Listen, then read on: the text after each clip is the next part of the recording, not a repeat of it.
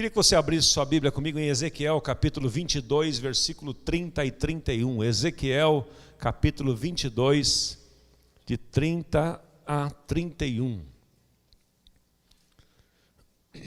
Ezequiel, capítulo 22, 30 e 31. E logo em seguida pode abrir também em Tiago, capítulo 5, versículos 16 e 17. Já abre os dois, que é nos dois que nós vamos trabalhar nesta manhã, com o tema: por que orar a um Deus onisciente? Por que orar a um Deus onisciente? Você sabe que a palavra onisciente significa aquele que conhece todas as coisas, do passado, do presente e do futuro, que tem conhecimento pleno e absoluto, infinito de todas as coisas. É isso que significa onisciente. Então a grande questão que surge muitas vezes é: por que eu vou orar para um Deus que sabe tudo? Você sabe que muitas pessoas às vezes entram nesta dinâmica de vida. Deus já sabe, por que eu vou orar? Deus é soberano, não vou nem orar. Aliás, tem muitas pessoas que não oram.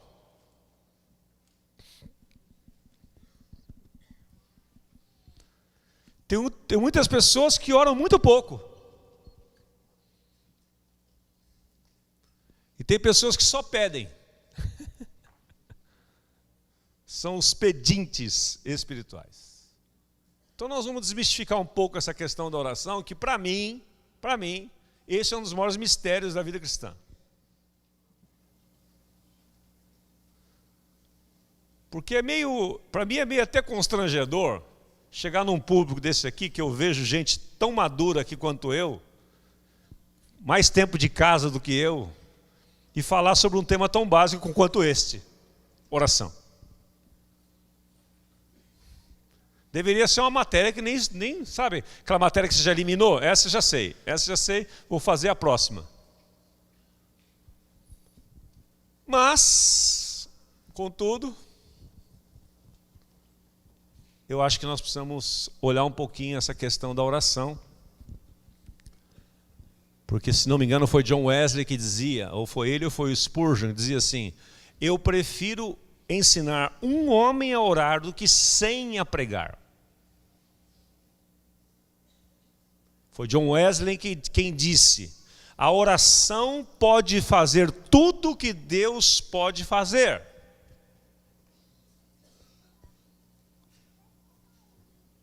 Também John Wesley disse: tudo quanto Deus faz neste mundo, Ele o faz em resposta às nossas orações.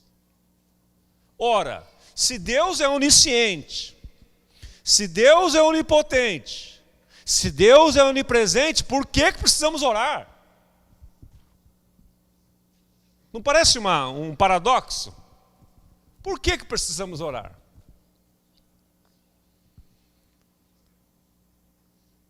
Jesus nos ensinou sobre o dever de orar sempre e sem esmorecer. Naquela parábola de Lucas 18, da mulher diante do juiz iníquo. Ele nos ensinou a orar.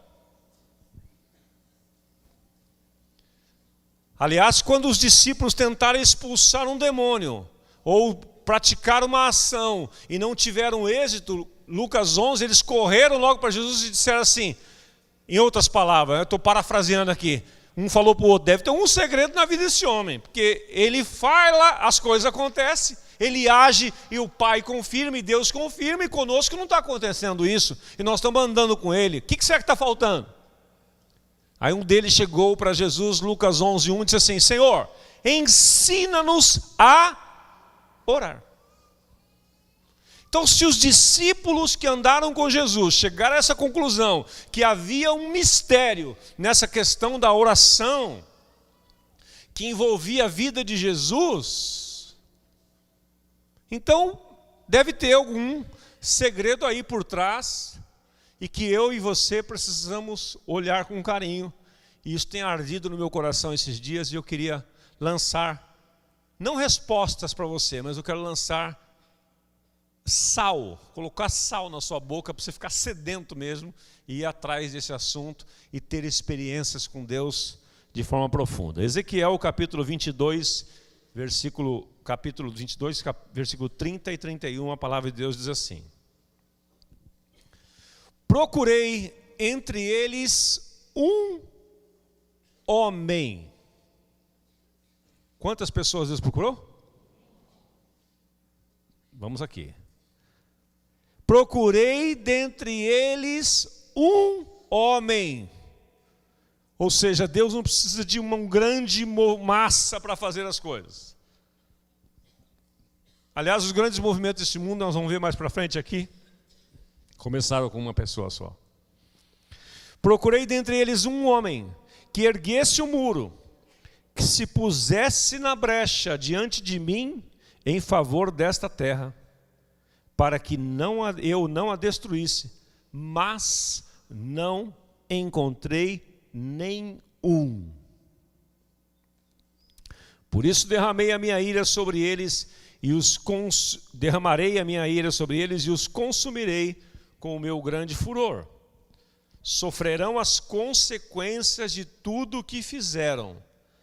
Palavra do Senhor.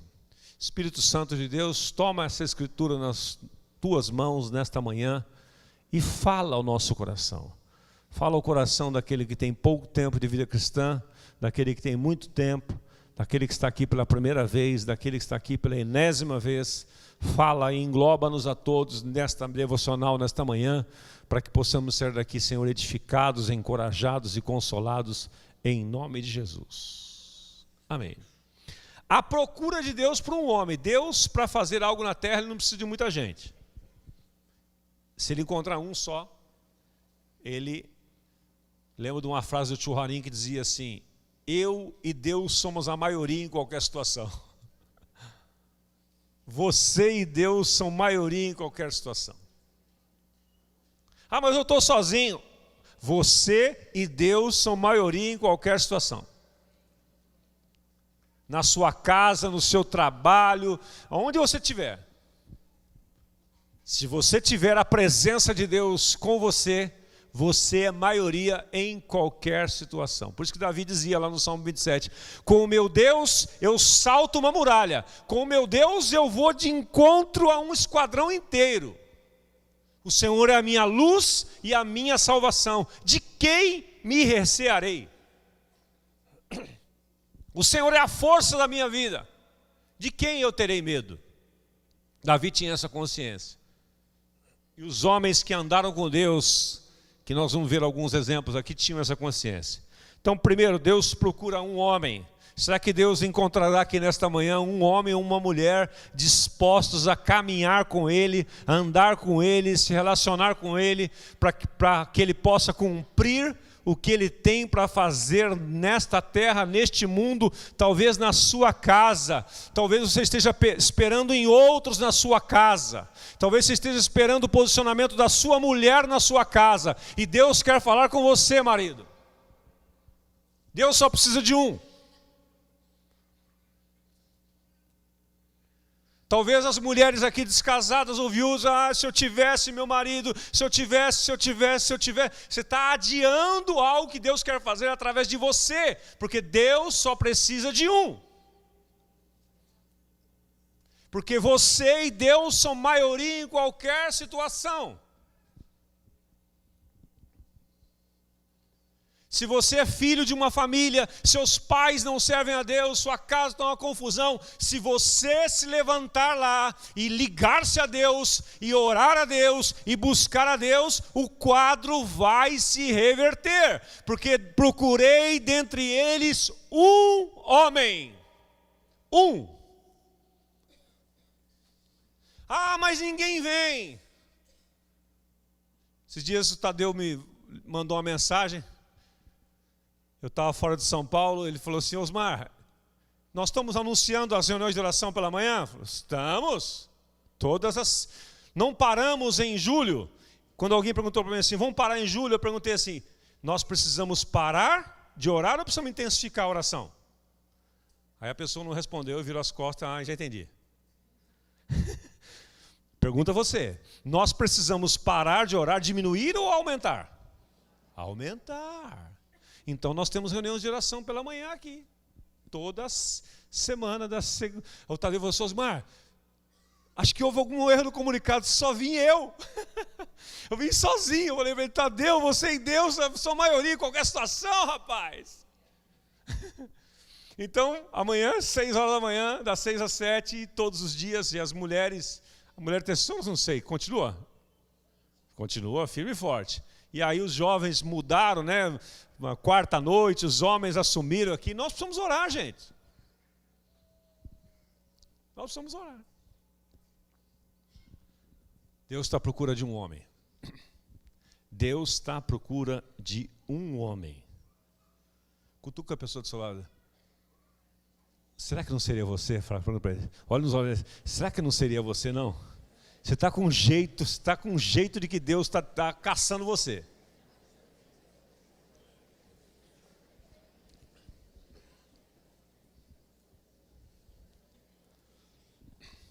Tiago 5,16 agora, vamos lá. Vamos ver quando Deus acha um homem, o que acontece.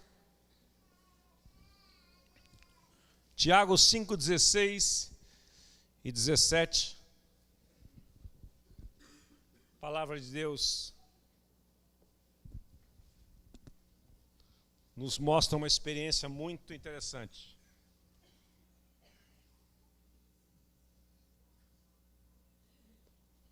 Suporte de paletó ficou bom aqui. Deu aquela lustrada ali, né? Para pegar um som da guitarra. Passar para ele. Tiago 5,16, vamos lá? Portanto, confessem seus pecados uns aos outros e façam oração uns pelos outros. No final, nós vamos acabar esse encontro aqui com uma reunião de oração em grupo aqui. E o fogo vai cair. Aleluia. Os pentecostais digam aleluia. Quem não é pentecostal é porque não é cristão, porque a igreja nasceu no Pentecoste, mas isso é outra história. Confesse os seus pecados uns aos outros. Façam oração uns pelos outros, para que vocês sejam curados. Você pode ler junto essa expressão agora na sequência aí? A oração de 10.000 pessoas. Não é 10.000 pessoas, né? Está na tela ali, vamos ler juntos ali, então na tela ali, ó. No final lá, a oração de um justo. O que é a oração de um justo? É capaz. Ela é o quê? Ela é poderosa e eficaz. Na versão da Nova Tradução da Linguagem de hoje diz assim: a oração de uma pessoa obediente a Deus tem muito poder. A oração de um justo. Quem é o justo? É aquele que obedece a Deus. Quem não obedece a Deus não é justo. Porque é impossível que um justo desobedeça a Deus. Portanto, se a pessoa é justa, foi justificado pela fé em Cristo Jesus, ela é uma pessoa obediente a Deus. E uma pessoa obediente a Deus, a sua oração é poderosa e eficaz. Você sabia que Jesus, o segredo de Jesus ter 100% das suas orações respondidas foi porque ele era obediente e justo? Tudo o que ele pediu, o Pai fez, com uma única exceção. Quando foi por você. Quando foi para salvar você. Ele até pediu. Lá no Getsemane ele pediu: se possível, passe de mim esse cálice. A dor era tanto, o sofrimento era tanto por você e por mim, por isso que nós precisamos valorizar muito a obra do Calvário, que foi a única oração que o Pai, por causa do seu pecado, do meu pecado, o Pai virou as costas para ele naquele momento. Mas o restante, todas as orações foram respondidas. Porque ele era um justo. E o modelo que nós temos que imitar não é nem Elias, é Jesus. E ele está dentro de nós. E é maravilhoso quando você olha as páginas do Novo Testamento. Eu estou relendo o livro de João essa semana, estou maravilhado com o que eu estou vendo com a vida de Jesus. Como ele era sensível, obediente ao Pai. E as suas orações não tinha como dar errado. Não tinha como dar errado. Elias era um homem obediente a Deus. O profeta Elias era um ser humano como nós. Era um ser humano como nós. Continua o verso 17. Elias era um homem humano como nós. Ele orou fervorosamente para que não chovesse. De que forma ele orou? Fervorosamente. Ele não fez aquela oração, Senhor, que não chova aí. Não. Ele orou fervorosamente. Fervorosamente significa com muita intensidade.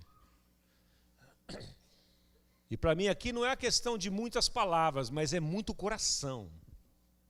É intensidade de coração, de alma, de espírito, é intensidade, é integralidade. Ele orou fervorosamente para que não chovesse. E não choveu sobre a terra durante 3 anos e meio. Depois orou outra vez, e então choveu, e a terra deu a sua colheita. Primeiro texto, procurei dentre eles um homem que se colocasse na brecha entre mim e este povo, para que não destruísse, a ninguém achei. Aqui, neste exato momento, na história, Deus ligando uma coisa com a outra, eu quero mostrar para você que quando Deus encontra um homem, ele pode fazer muitas coisas, ele pode interferir na história. Na história. E Elias, eu quero deixar como recomendação para você ler a história de Elias a partir de 1 Reis, capítulo 17. Quando Deus o levanta, Deus o impulsiona a ele interferir na história. Quando sobe para reinar Israel um rei chamado Acabe, que fez um casamento com uma mulher ímpia chamada Jezabel. E isto desgraçou a sua vida. O texto diz que ele foi o pior rei, ele conseguiu fazer o pior que todos os outros fizeram. Porque ele recebeu a influência de uma mulher ímpia. E ele desprezou a Deus, o Deus de Israel, e começou a cultuar Baal, porque a mulher dele era cultuadora de Baal. E estabeleceu Baalins, que eram postes ídolos por todo Israel, marcos, memoriais, para que as pessoas adorassem Baal. Deus, não suportando aquilo, procurou dentre eles um homem que se pusesse entre ele, achou Elias. E no momento que Deus acha Elias, esse Deus amoroso, que também é vingador e irado, porque nós não podemos tirar o pé nesse negócio, esse negócio de achar que Deus é bonzinho, que no final vai dar tudo certo, é um equívoco. O nosso Deus, diz até Hebreus no Novo Testamento, que é um fogo consumidor. E Deus não pactua com idolatria, com o pecado. Deus não abençoa. Ele não tem jeito. Ele não compartilha com isto, ele não tolera isto. E naquele quadro, naquele momento, na história de Israel, isso entristeceu o coração de Deus. Mas Deus resolveu fazer tudo, como dizia John Wesley, né? Tudo quanto Deus faz, o faz em resposta à oração. Deus precisou de um elemento, de uma pessoa. Porque Deus, na sua soberania, na sua onisciência, Ele decidiu trabalhar em parceria conosco. Ele decidiu nos dar esse privilégio de eu e você agirmos junto com Ele e interferirmos na história. Deus deu esse privilégio para você. Portanto, quando você vira alguma coisa errada, alguma coisa fora do controle, alguma injustiça acontecendo, não pense que aquela responsabilidade é só de Deus, é sua. Coloque-se na brecha, se levante onde houver injustiça, Se levante onde houver pecado, se levante onde houver iniquidade e se coloque na brecha, porque Deus vai usar você. Foi assim que Deus fez com Elias. Ele se levantou. Ele se levantou e em intensidade de busca com Deus, ele foi, Deus deu a ele uma palavra. Ele foi até o rei Acabe. E ele disse, olha, o texto lá em 1 Reis 17 é muito sucinto. É bem sucinto. Mas eu imagino que foi um diálogo assim, olha, por causa da sua iniquidade, por causa do seu pecado, por causa de tudo que você está estabelecendo em Israel, não haverá chuva. Não haverá orvalho, diz o texto, senão segundo a minha palavra. Veja a intensidade, a comunhão de Elias para com Deus.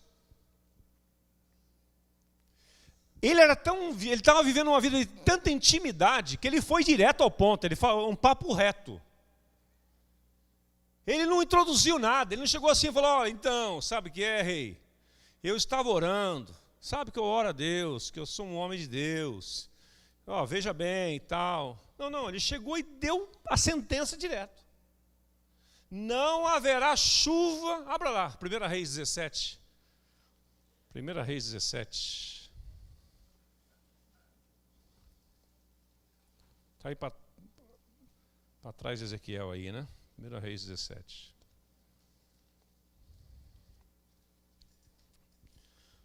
Versículo 1.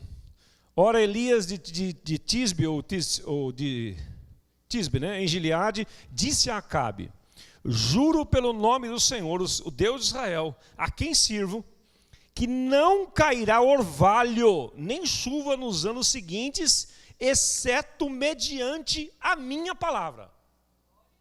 Já pensou um negócio desse? Você reparou que ele não fala assim, olha, assim diz o Senhor. Ele nem introduziu, Pascoal, nem introduziu o negócio. Ele tinha tanta convicção, tanta harmonia, tanta sintonia com Deus, que ele não introduziu nada, ele não perdeu tempo. Não haverá orvalho, nem chuva, enquanto eu não falar para ter de novo, senão segundo a minha palavra. Em outras palavras, eu estou decretando aqui uma seca, que só vai mudar quando eu disser, chova novamente. Você já imaginou a autoridade desse homem? Porque andava com Deus. Veja, meus irmãos, o que é possível acontecer neste mundo, quando o Pai Celestial, quando Deus Todo-Poderoso encontra uma pessoa capaz de se lançar nesta aventura maravilhosa, neste relacionamento com Ele através da oração. Versículo 2. Depois disso, a palavra do Senhor veio a Elias. Ele foi lá e profetizou o que ele já sabia, na intimidade com Deus. O Dr. Martin Lloyd Jones dizia o seguinte, há muita intimidade com Deus, quem tem muita intimidade com Deus, e ora muito em oculto, pode fazer orações bem breves em público. Vou repetir. Quem tem muita intimidade com Deus em privado, pode publicamente dizer assim, receba. Nossa, mas é tão simples. É tão simples. O que ele construiu lá atrás, ninguém vê.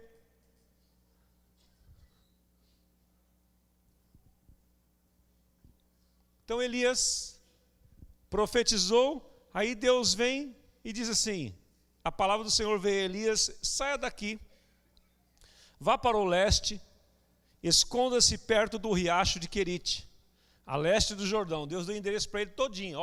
Não vai haver chuva, não vai haver, tem muitas lições aqui, né? Não vai haver nem orvalho aqui, mas eu preciso preservar você, que você é meu profeta. Então, em meio a este caos que vai acontecer aí, porque você profetizou, eu vou proteger você. Deus protege os seus profetas. Deus protege aqueles que andam com Ele. Não importa a seca, não importa o deserto, não importa a estiagem que possa haver, se você andar com Deus, Deus vai levar para você onde tem um riacho. E vai trazer alimento para você. Olha só o que ele fez com Elias. Saia daqui, vá para o leste, não é para o oeste, nem para norte, nem para sul. Vá para o leste, esconda-se perto do riacho de Querite, a leste do Jordão. É o Google Maps, né? Ó, você está aqui, você vai até ali, não erra o caminho. Google Maps já existia naquela oportunidade. Você beberá do riacho que lá tem. Mas ele precisava comer também, não precisava? Só água não ia dar certo. Eu dei ordens aos corvos para o alimentarem lá. E fez o Senhor, e ele fez o que o Senhor lhe tinha dito. A oração de um homem obediente tem muito poder. Você sabe por que muitas vezes eu e você não experimentamos milagre na nossa vida? Porque a gente não faz aquilo que Deus havia dito para fazer. Vou repetir.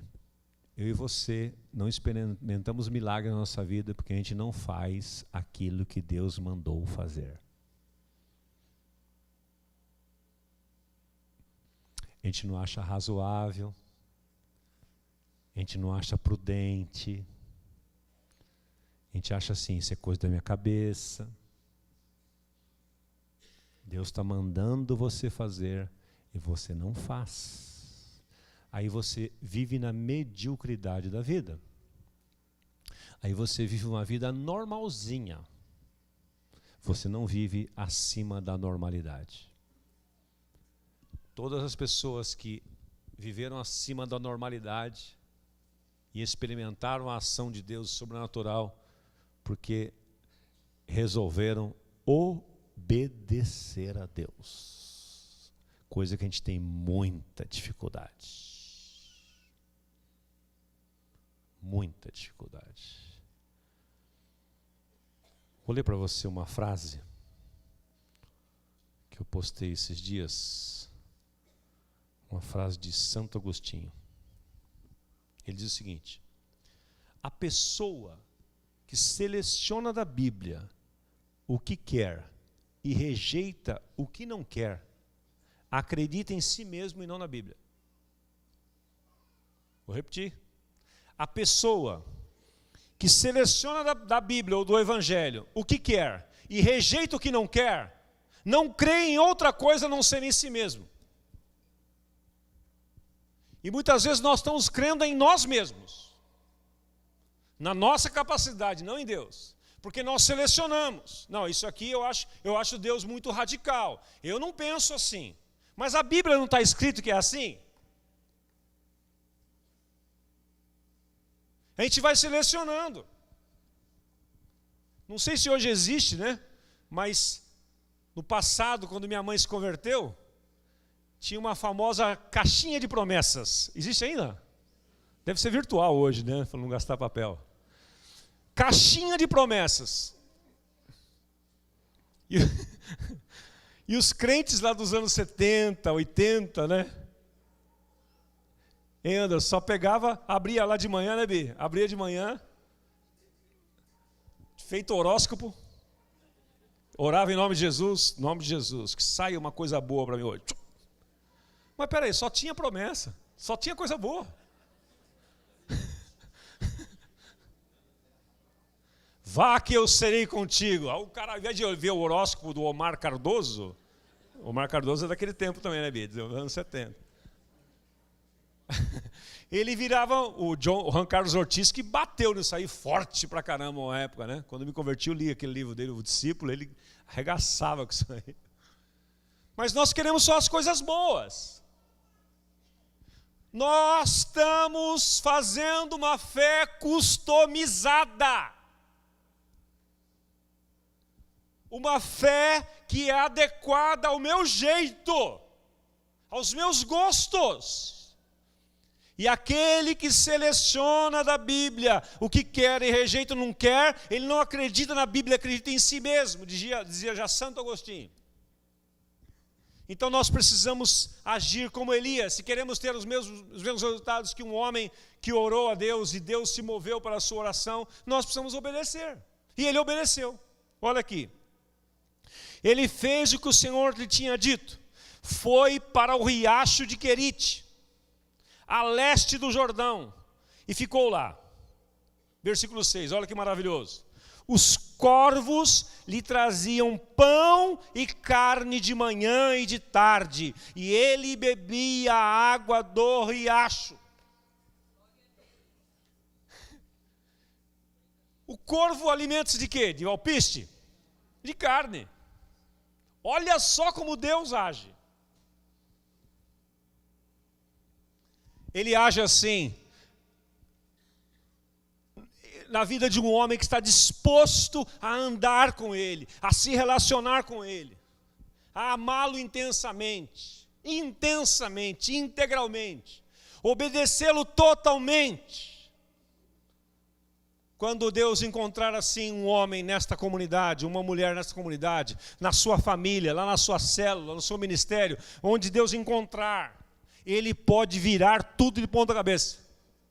Ele pode fazer uma revolução onde você estiver. Lá na sua empresa. Talvez sua empresa esteja vivendo um momento de crise. Crise. Diminuição de quadro funcionário, diminuição de faturamento. Se você se colocar para orar por esta empresa, Deus pode, por sua causa, abençoar aquele homem e prosperar essa empresa. E você ter o seu emprego preservado e outros serem contratados. Mas nós achamos que não é conosco. É uma loucura isso, gente, é uma loucura. Nós achamos que não tem nada a ver com isso, a empresa não é minha. Patrão é que se vire. Não, senhor, se ela for para o buraco, você vai junto. Isso diz respeito em relação à nossa família. Esse é problema do meu pai. Não é problema do seu pai, não. Dobre os seus joelhos e ore. Não é problema do seu marido, não. É problema seu também. Na igreja, a comunidade não sei o quê, a comunidade não sei o que lá, o G100 não sei aonde. E cadê você? Cadê a sua oração fervorosa? Cadê você pagando o preço? Eu estou esperando. Esperando o quê? Ser mandado? Ser comandado? Nós precisamos obedecer aquilo que Deus mandou nós fazermos. Mas eu não sei se pode evangelizar. Estou esperando aí o segundo semestre, né? Quando todo mundo for, eu vou.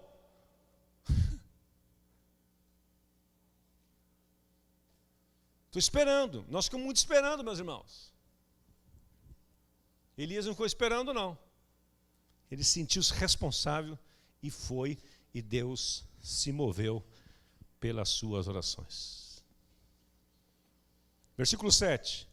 Um tempo depois, o riacho secou-se. Lembra que ele profetizou que não havia chuva? Então aquele riacho também ali, passado um tempo, a Bíblia não fala quanto tempo, mas deve ter sido um bom tempo, para secar o riacho, secou. E agora, hein, meu? Deu errado, deu ruim. Será que deu ruim mesmo? Com Deus, você e Deus são maioria em qualquer situação, tá lembrado? Então vamos lá. Secou-se por falta de chuva. Acho que ele pensou nesse momento, meu Deus, por que eu fui falar aquilo? Não é assim na nossa vida, de repente você ora, a resposta vem e fala, ih, caramba, meu Deus. Eu queria, orando por multiplicação da nossa célula, olha quanta gente está chegando, cheio de problema. Nós somos engraçados, né? Né, Juninho? Não, mas você não orou pedindo para multiplicar a sua célula, que Deus enviasse as pessoas? Deus mandou. Mas mandou, Valdir, todo jeito cheio de problema aí, meu. Cheio de problema. Os caras tudo enguiçados na vida. Os caras vida tudo enrolada. Ora, e como que você chegou no Evangelho? Desenrolado? Desenguiçado? Tudo funcionando perfeitamente? Lembra como você chegou? Você era até mais feio. Hoje você está mais bonito. Você está bonitinho, você está um feinho arrumadinho assim. Brincadeira. Você está lindão hoje. Saudável, bonito. As contas todas pagas. Dinheiro sobrando na conta. Não é assim que você está? Pensando, onde eu vou aplicar essa grana toda? Meu Deus, que dor de cabeça agora. Mas a turma chega com problema. Você fala, não queria gente com problema. O cara chegou nas minhas células, mano, 3º casamento, meu. O que eu vou fazer? Ora, vai amá-lo. O cara está todo endividado, todo estrupiado. De vez em quando você ora e Deus responde a sua oração. Mas como diz Isaías 55, 8, ele diz assim, porque os meus pensamentos não são os vossos pensamentos. Os meus caminhos não são os vossos caminhos. Assim como os céus são mais altos do que a terra, assim os meus pensamentos não são como os vossos pensamentos. Mas uma coisa é certa, Isaías 55, 11 agora. Assim será, a palavra que sair da minha boca não voltará para mim mesmo vazia, antes fará o que me apraz e prosperará no propósito pelo qual enviei a minha palavra. E em paz saireis, versículo 12, e em paz sereis guiados. Os montes e os outeiros baterão palmas, e as árvores do campo baterão palmas, e os montes solteiros celebrarão. Por quê? Porque quando Deus está no assunto, meu amigo, não dá errado. Pode até aparecer dando errado, mas não vai dar errado. Foi assim que Elias experimentou.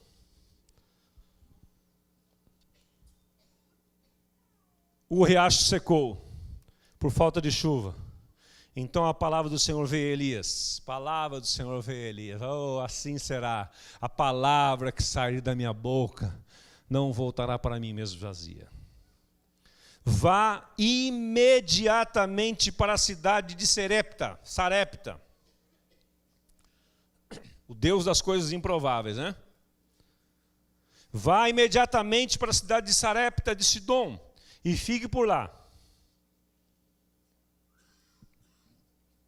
Vai e fique lá. Tá, Senhor, o que eu vou fazer? Você vai e fica lá. O que é para fazer, Senhor? Vai e fica lá. E Elias, que era um homem obediente a Deus, lembre-se, a oração de um homem obediente a Deus tem muito poder. A oração de um homem obediente a Deus tem muito poder. Elias obedeceu, foi para Sarepta.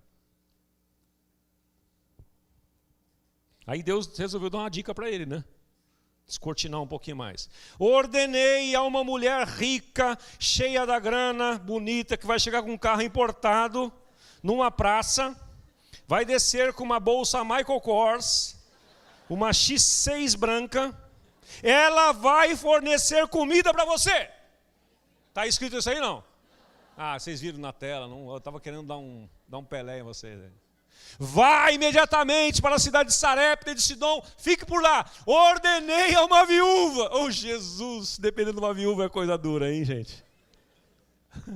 Brincadeira com as viúvas. Mas Deus pega a coisa mais improvável, meus irmãos. Abra os olhos. Deus está trazendo coisas improváveis, pessoas improváveis diante de você, situações improváveis diante de você, e você está achando que Deus não está naquilo. Rapaz, Carlos Cristiano, abre os meus olhos, Senhor.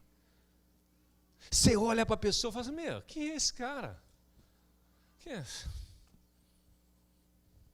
Meu, que é essa situação? Meu, que cidade é essa? Que empresa é essa? Deus pega situações improváveis.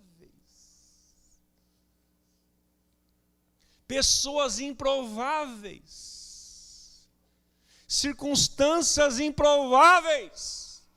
Para dali realizar algo grandioso que glorifique o nome dele exclusivamente.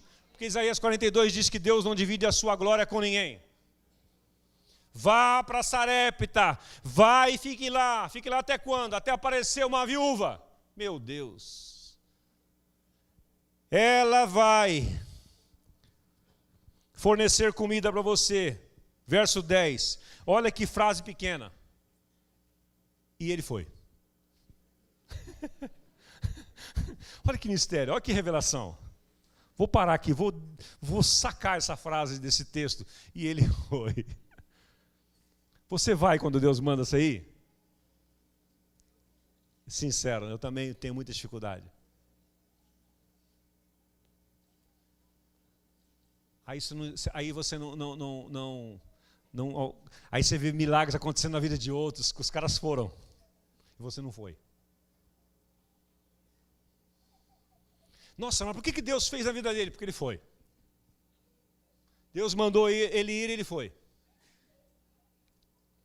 Por que não acontece milagres entre nós esses dias? Porque você não vai. Mas eu queria ver os enfermos curados. Ore por eles. Mas por que não acontece na nossa comunidade agora os milagres que aconteciam lá na Vila Formosa? Porque nós não estamos provocando. Simples assim. No final nós vamos orar agora. E você vai provocar milagres aí.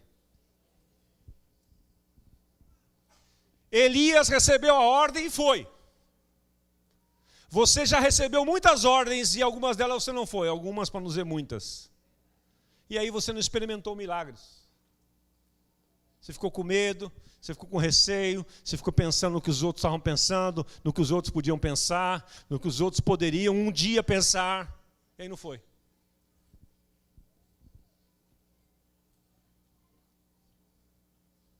George Miller recebeu de Deus um chamado, algo queimou no seu coração para ele cuidar de órfãos. Ele não era um pregador, ele não era pedagogo, ia fazer uma escola, nada disso. Ele recebeu de Deus um negócio para ele cuidar de órfãos.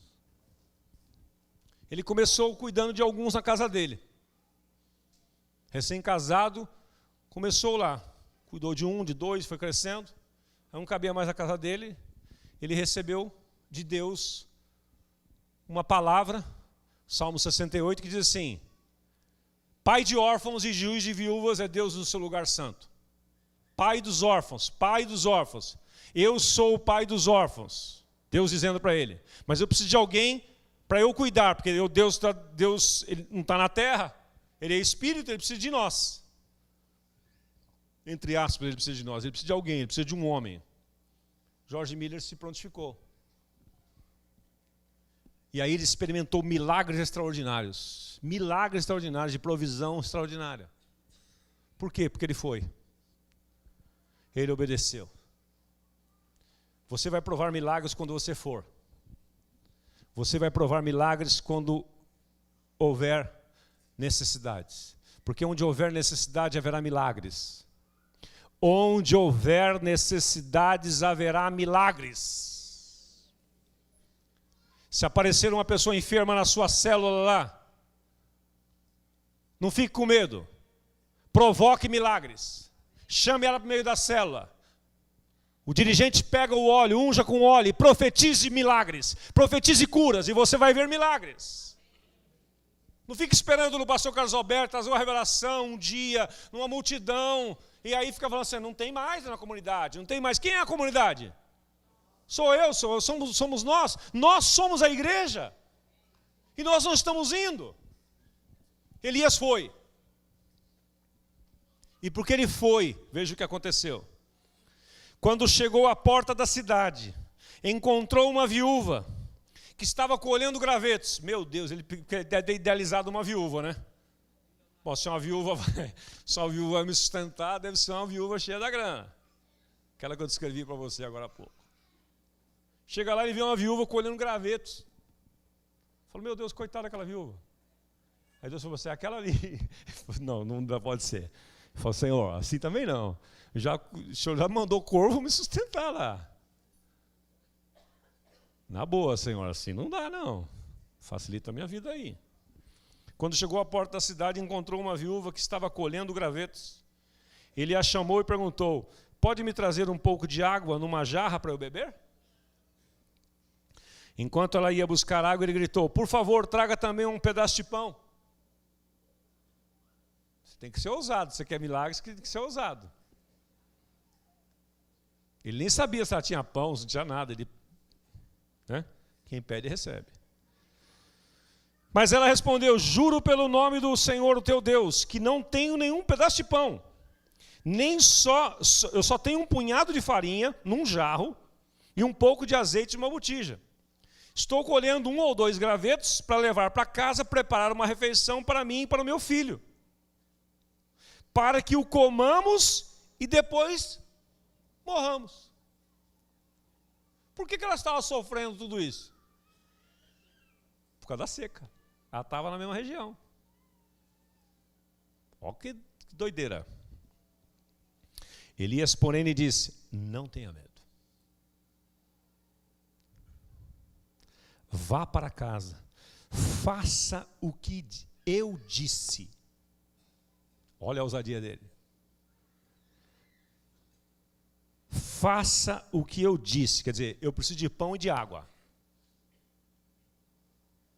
Mas primeiro, olha a ousadia, a ousadura agora, como diria o Felipe Melo, né? Mas primeiro faça um pequeno bolo com o que você tem e traga para mim. Pega tudo que você tem lá, faça o bolo, mas dê primeiro para mim. E depois faça algo para você e para o seu filho. Aí ele abre a boca e profetiza, versículo 14. Pois assim diz o Senhor, o Deus de Israel: a farinha na vasilha não se acabará, diga aleluia. E o azeite na botija não se secará até o dia em que o Senhor fizer chover sobre a terra. Diga aleluia. Pode aplaudir, sim. Na sua vida, o azeite e a farinha não vão acabar. Se você andar com Deus, obedecer a Deus, não vai acabar nunca.